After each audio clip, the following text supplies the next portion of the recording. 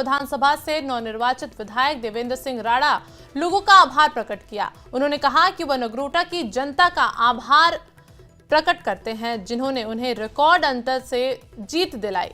मेरा मुख्य उद्देश्य पीएम मोदी के विकास कार्य के एजेंडे को आगे बढ़ाना है।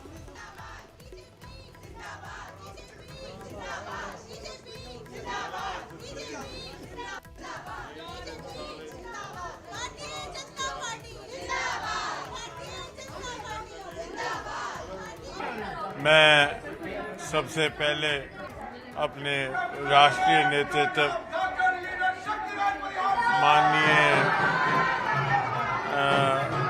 यशस्वी प्रधानमंत्री माननीय नरेंद्र मोदी जी, यशस्वी राष्ट्रीय अध्यक्ष माननीय जेपी नड्डा जी, यशस्वी गृह मंत्री माननीय अमित शाह जी और माननीय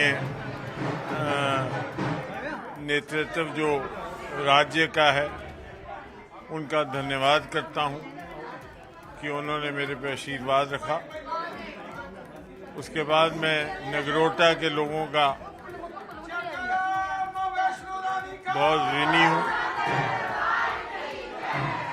कि उन्होंने इतना प्यार दिया। मैं उनका सेवादार था, सेवादार हूं और सेवादार रहूंगा।